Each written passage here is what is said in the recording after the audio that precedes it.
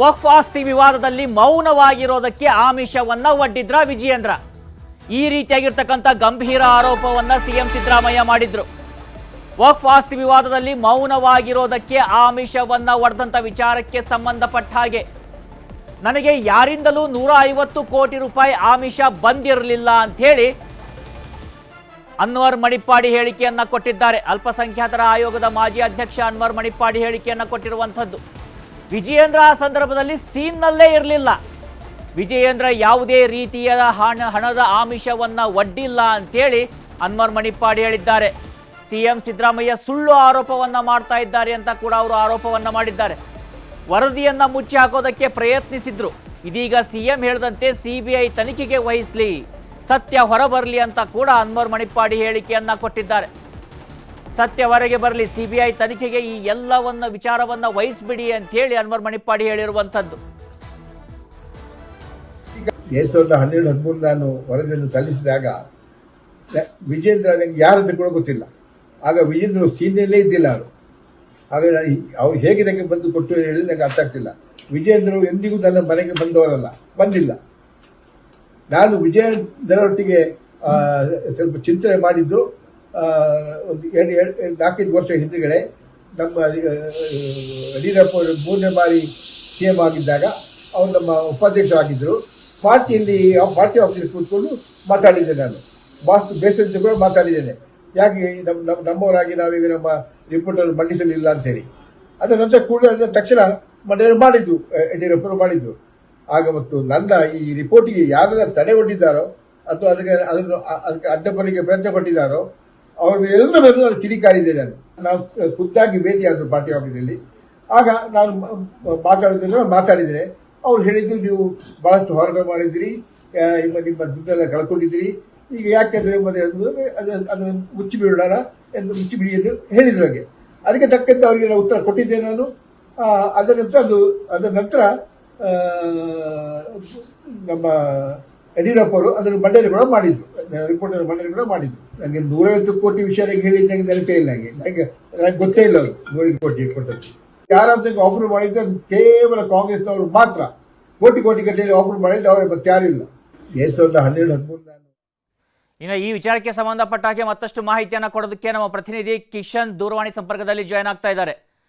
ಕಿಶನ್, ರಾಜ್ಯದ ಮುಖ್ಯಮಂತ್ರಿಗಳು ತಮ್ಮ ಅಧಿಕೃತ ಖಾತೆಯಿಂದ ಈ ರೀತಿಯಾಗಿರ್ತಕ್ಕಂಥ ಒಂದು ಆರೋಪವನ್ನ ಮಾಡಿದ್ರು. 150 ಕೋಟಿ ರೂಪಾಯಿ ಆಮಿಷವನ್ನ ವಿಜಯೇಂದ್ರ ಒಡ್ಡಿದ್ರು ಅನ್ವರ್ ಮಣಿಪ್ಪಾಡಿ ಅವರಿಗೆ ಅನ್ನುವಂಥ ವಿಚಾರ. ಹೀಗಾಗಿ ಮುಖ್ಯಮಂತ್ರಿಗಳೇ ಆರೋಪ ಮಾಡಿದಾಗ ಆ ಒಂದು ವಿಚಾರ ಗಾಂಭೀರ್ಯತೆಯನ್ನ ಪಡೆದುಕೊಳ್ಳುತ್ತೆ. ಆದರೆ ಈಗ ಅನ್ವರ್ ಮಣಿಪ್ಪಾಡಿ ಹೇಳ್ತಾ ಇರುವಂಥ ವಿಚಾರವನ್ನ ನೋಡಿದಾಗ ನನಗೆ ಆಮಿಷವನ್ನ ಒಡ್ಡಿದ್ದು ಕಾಂಗ್ರೆಸ್ನವರೇ ಹೊರತು ಆ ಸಂದರ್ಭದಲ್ಲಿ ವಿಜಯೇಂದ್ರ ಸೀನ್ನಲ್ಲೇ ಇರಲಿಲ್ಲ ಅಂತೇಳಿ. ಹಾಗಿದ್ರೆ ಇಲ್ಲಿ ವಿಜಯೇಂದ್ರ ಹೆಸರು ಬಂದಿದ್ಯಾಕೆ? ಅನ್ವರ್ ಮಣಿಪ್ಪಾಡಿ ಅವರ ಒಂದು ವಾಸ್ತವಿಕ ಆರೋಪವಾದ್ರೂ ಏನಿತ್ತು ಅಂತ ಅನ್ವರ್ ಮಣಿಪ್ಪಾಡಿ ಅವರು ಈಗ ಸ್ಪಷ್ಟನೆ ಕೊಟ್ಟಿರುವಂತದ್ದು. ಅವರು ಹೇಳ್ತಾ ಇರುವಂತದ್ದು, ಸಿದ್ದರಾಮಯ್ಯ ಅವರು ಹೇಳ್ತಾ ಇರುವಂತ ಹೇಳಿಕೆ ಅದು ಶುದ್ಧ ಸುಳ್ಳು. ಯಾಕಂದ್ರೆ ನನ್ಗೆ 2000 ಆ ಸಂದರ್ಭದಲ್ಲಿ ವಿಜೇಂದ್ರ ಅವರು ನನ್ನ ಸಂಪರ್ಕಕ್ಕೆ ಇದ್ರಿಲ್ಲ.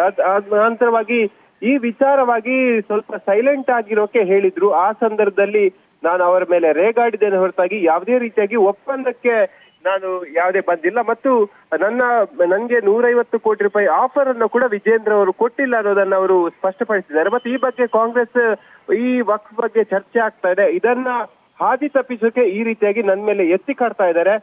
ಕಳೆದ 10 ವರ್ಷದಿಂದ ಕಾಂಗ್ರೆಸ್ನವರೇ ನನಗೆ ಆಫರ್ ಅನ್ನ ಕೊಡ್ತಾ ಇದ್ದಾರೆ. ಅಮೆರಿಕದಲ್ಲಿ ಹೋಗಿ ಸೆಟ್ಲ್ ಆಗು, ನಿನ್ಗೆ ಕೋಟಿಗಟ್ಟಲೆ ರೂಪಾಯಿ ಹಣವನ್ನ ಕೊಡ್ತೀನಿ ಎಂಬಿ ಆಫರ್ ಅನ್ನೇ ಸ್ವತಃ ಕಾಂಗ್ರೆಸ್ನವರೇ ಕೊಡ್ತಾ ಇದ್ದಾರೆ ಹೊರತಾಗಿ ಬಿಜೆಪಿ ಅವರು ಯಾವುದೇ ರೀತಿಯಾಗಿ ನನ್ಗೆ ಆಫರ್ ಅನ್ನ ಕೊಟ್ಟಿಲ್ಲ. ಆದ್ರೆ ಈ ವಕ್ಫ್ ವಿಚಾರವಾಗಿ ಸ್ವಲ್ಪ ಸೈಲೆಂಟ್ ಆಗಿ ಇರೋಕೆ ಹೇಳಿದ್ದು ಹೌದು. ಆದ್ರೆ ಆ ಸಂದರ್ಭದಲ್ಲಿ ನಾನು ತೀಕ್ಷ್ಣವಾಗಿ ಪ್ರತಿಕ್ರಿಯೆ ಕೊಡ್ತಿದ್ದೇನೆ ಮತ್ತು ವಿಜೇಂದ್ರ ವಿರುದ್ಧವೇ ನಾನು ರೇಗಾಡಿದ್ದೇನೆ ಹೊರತಾಗಿ ಯಾವುದೇ ರೀತಿಯಾಗಿ ಆಫರಿಗೆ ಬಗ್ಗಿಲ್ಲ. ಮತ್ತು ವಿಜೇಂದ್ರ ಅವರು ನನಗೆ ಆಫರ್ ಅನ್ನ ಕೊಟ್ಟಿಲ್ಲ ಅನ್ನೋದನ್ನ ಹೇಳಿರುವಂತದ್ದು. ಮತ್ತು ಕಾಂಗ್ರೆಸ್ ಈ ಬಗ್ಗೆ ನನ್ಗೆ ಆರೋಪವನ್ನ ಮಾಡ್ತಾ ಇದೆ, ನನ್ನ ವಿರುದ್ಧ ದೂರನ್ನ ಕೊಡ್ತಾ ಇದೆ. ಇದನ್ನ ಸಿಬಿಐಗೆ ಕೊಡೋದಾಗಿ ಕೂಡ ಹೇಳಿದ್ದಾರೆ. ಸಿದ್ದರಾಮಯ್ಯ ಅವರು ನಿಜವಾಗಿ ಗಂಡಸೇ ಆಗಿದೆ, ಅದನ್ನ ಸಿಬಿಐಗೆ ಕೊಟ್ಟು ಪ್ರೂವ್ ಮಾಡ್ಲಿ ಅನ್ನೋದನ್ನ ಅನ್ವರ್ ಮಣಿಪ್ಪಾಡಿ ಅವರು ಹೇಳಿರುವಂತದ್ದು. ಈಗ ನೋಡಿ, ಅನ್ವರ್ ಮಣಿಪ್ಪಾಡಿ ಅವರು ಮಾಡ್ತಿರುವಂತಹ ಆರೋಪಗಳು ನಿಜಕ್ಕೂ ಕೂಡ ಗಂಭೀರವಾಗಿರುವಂತದ್ದು. ನನಗೆ ಕೋಟಿ ಒಂದು ಹಣದ ಆಮಿಷವನ್ನ ಒಡ್ತಾ ಇದ್ರು, ಅಮೆರಿಕದಲ್ಲಿ ಹೋಗಿ ಸೆಟ್ಲ್ ಆಗುವಂತ ಕಾಂಗ್ರೆಸ್ನವರೇ ನನಗೆ ಹೇಳ್ತಾ ಇದ್ರು ಅಂತ ಹೇಳಿ ಈಗ ಆರೋಪವನ್ನ ಮಾಡಿದ್ದಾರೆ. ಒಂದು ಕಡೆ ಮುಖ್ಯಮಂತ್ರಿಗಳು ವಿಜೇಂದ್ರ ಮೇಲೆ ಆರೋಪವನ್ನ ಮಾಡ್ತಾ ಇದ್ದಾರೆ. ಹಾಗಿದ್ದಾಗ ಇಲ್ಲಿ ಸುಳ್ಳನ್ನ ಹೇಳ್ತಿರೋರು ಯಾರು ಅನ್ನುವಂತ ಪ್ರಶ್ನೆ ಕೂಡ ಮೂಡುತ್ತೆ ಕಿಶನ್.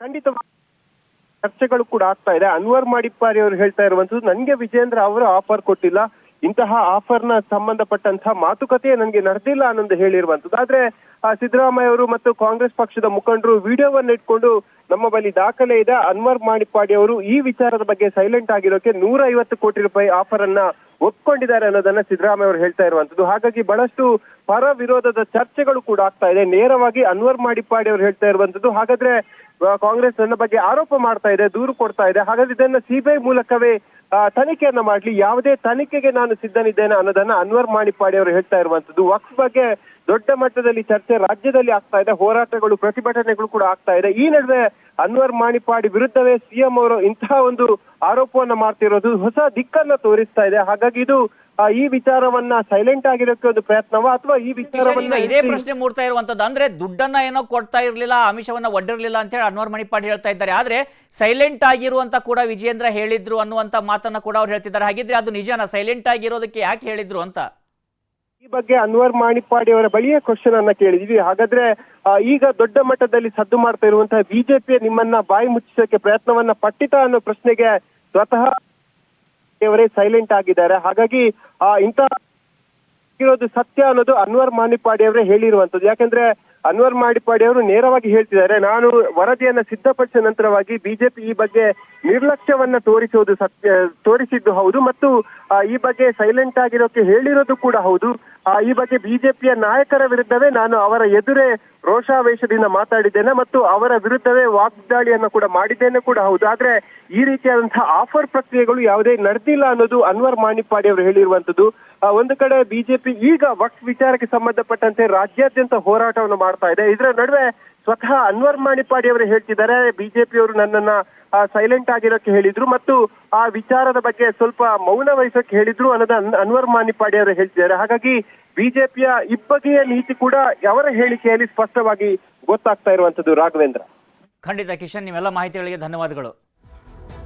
ಈಗ ಕಿಶನ್ ಕೂಡ ಈ ಬಗ್ಗೆ ಮಾಹಿತಿಯನ್ನು ಕೊಡ್ತಾ ಇದ್ರು. ಬಹುತೇಕವಾಗಿ ಇದೇ ವಿಚಾರಕ್ಕೆ ಸಂಬಂಧಪಟ್ಟ ಹಾಗೆ ಯತ್ನಾಳ್ ಕೂಡ ವಿಜೇಂದ್ರ ವಿರುದ್ಧ ಕಿಡಿಕಾರ್ತಾರ ಅನ್ಸುತ್ತೆ. ನೀವೆಲ್ಲರೂ ಕೂಡ ಈ ಒಂದು ಹಿಂದುತ್ವದ ವಿಚಾರಗಳು ಬಂದಾಗ ಅಥವಾ ಈ ವಕ್ಫ್ ವಿಚಾರ ಬಂದಾಗ ಒಂದೇ ಇದ್ದೀರಿ ಅನ್ನುವಂಥ ಆರೋಪವನ್ನು ಅವ್ರು ಮಾಡ್ತಾ ಇದ್ರು. ಹೀಗಾಗಿ ಸಹಜವಾಗಿ ಬಿಜೆಪಿಯಲ್ಲೇ ಈ ಬಗ್ಗೆ ನೀತಿಯನ್ನು ಅನುಸರಿಸಲಾಗ್ತಾ ಇದೆ ಅನ್ನುವಂಥ ಪ್ರಶ್ನೆಗೂ ಕೂಡ ಈ ಒಂದು ಪ್ರಕರಣ ಕಾರಣ ಆಗ್ತಾ ಇದೆ.